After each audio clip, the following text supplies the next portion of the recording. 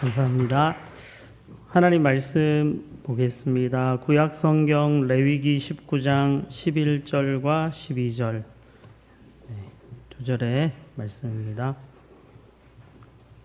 레위기 19장 11절 12절 두 절의 말씀 함께 한 목소리로 봉독하도록 하겠습니다.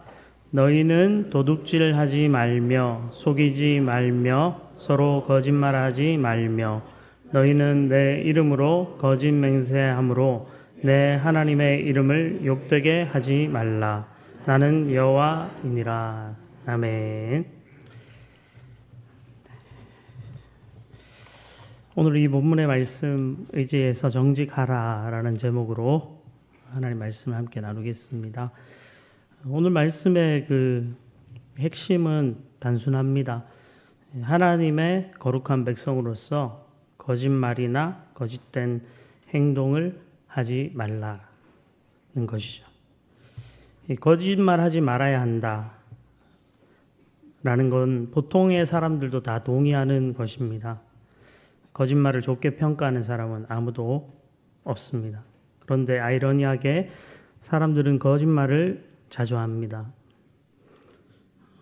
일본의 간바 와타루라는 사람이 사람의 심리를 이렇게 연구하면서 거짓말하는 그 사람에 관한 연구를 하고 이런 책을 썼습니다. 책 제목이 사람은 8분마다 거짓말을 한다.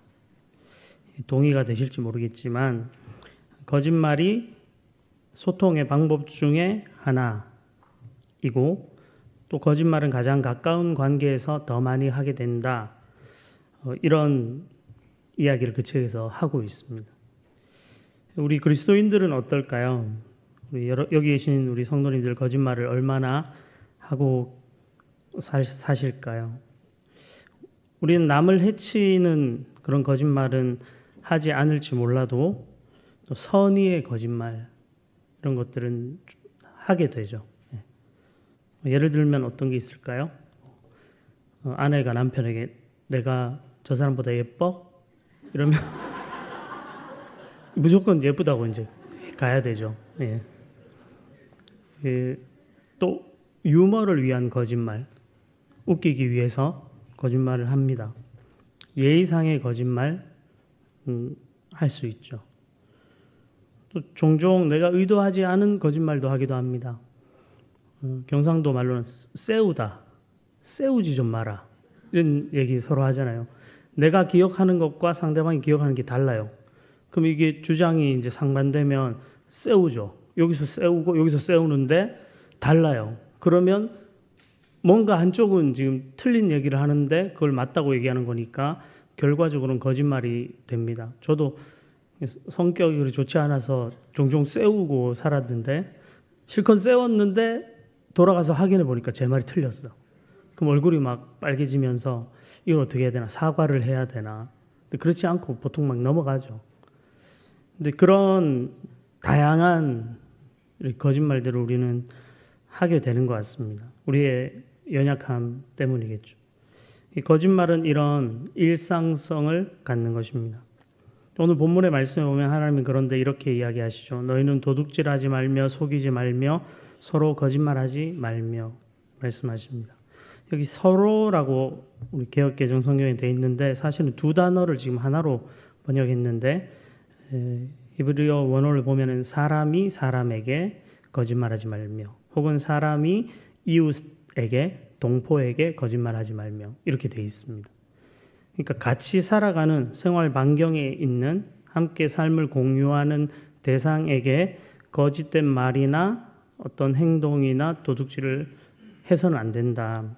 왜냐하면 그런 일은 함께 상대하는 사람과의 사이에서 발생하기 때문에 그런 것이죠. 12절까지 포함하면 하나님 이제 4가지 이야기들을 하고 계신데요. 간단하게 하나씩 살펴보면 먼저 도둑질하지 말라 하나님이 이렇게 말씀하십니다. 8계명, 10계명의 8계명 같은 표현입니다.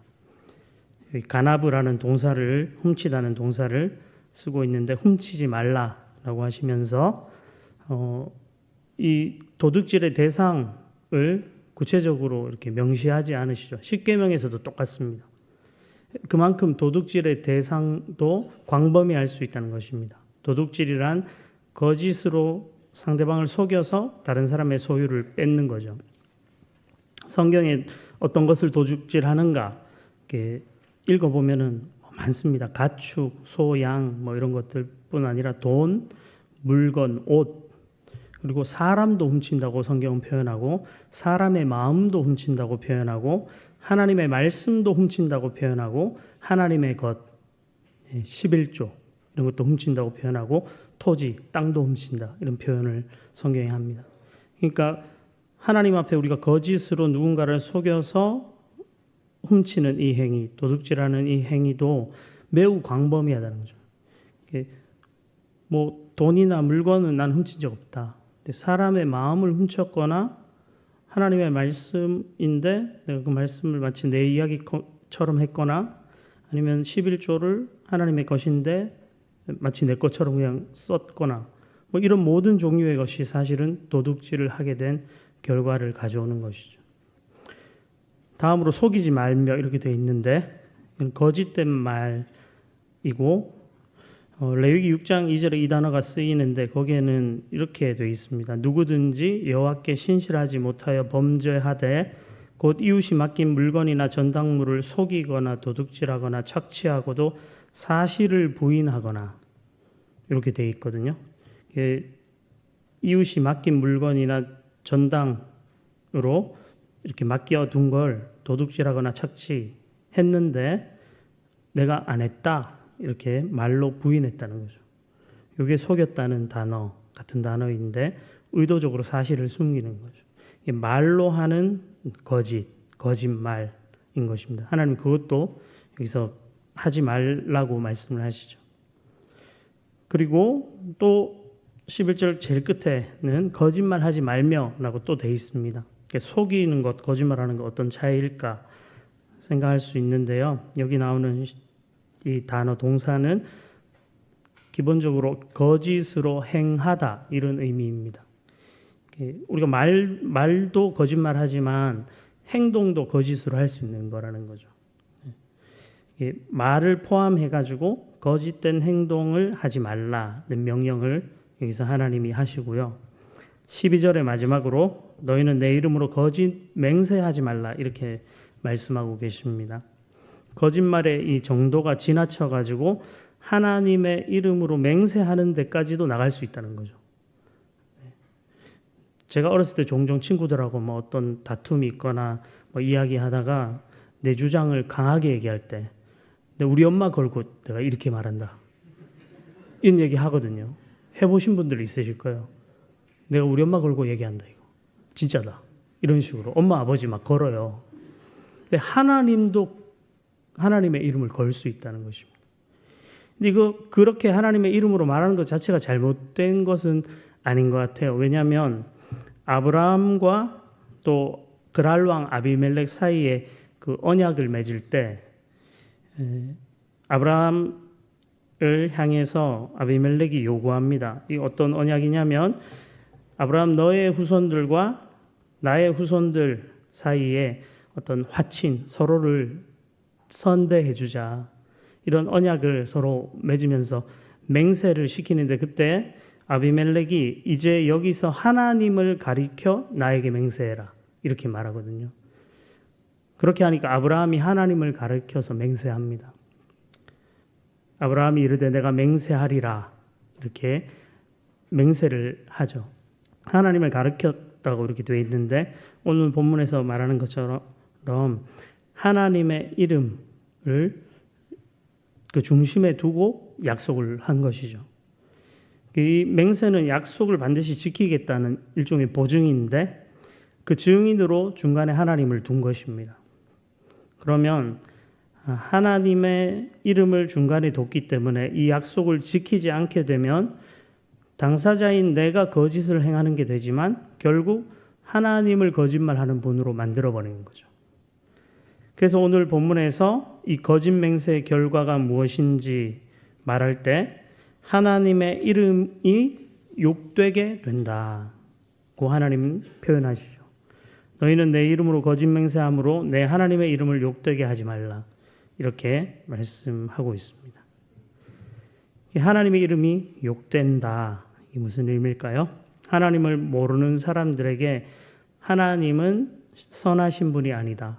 혹은 하나님은 진실한 분이 아니다. 라고 하게 되는 결과를 가져오게 되고 그러면 하나님의 이름이 욕되게 되는 것입니다.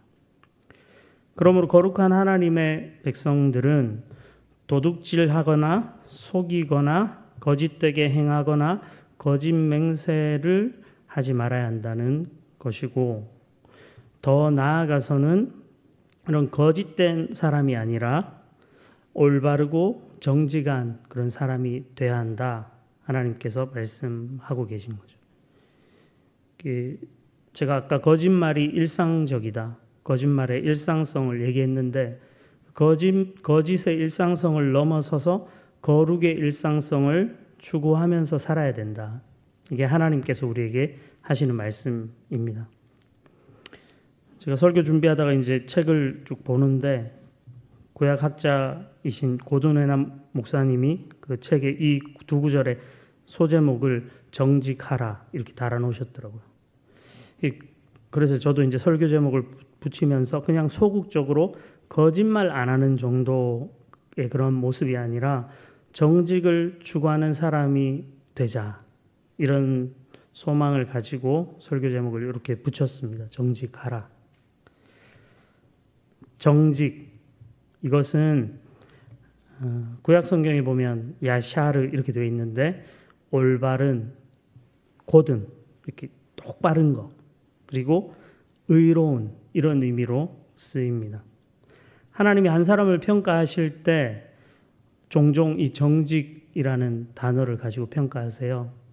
하나님이 다윗을 평가하실 때에도 하나님께서 다윗을 이렇게 두시고 그가 햇사람 우리아의 일 외에는 여호와 보시기에 정직히 행하였다. 이렇게 말씀하시고 이스라엘의 다른 역대 왕들 보면 아사가 다윗처럼 정직하게 행하였으나 뭐 산당은 허물지 않았다. 뭐 이런 식의 그런 표현들이 자주 등장하면서 한 사람의 그 인생 전체를 정직이라는 이 단어로 평가를 하고 계십니다.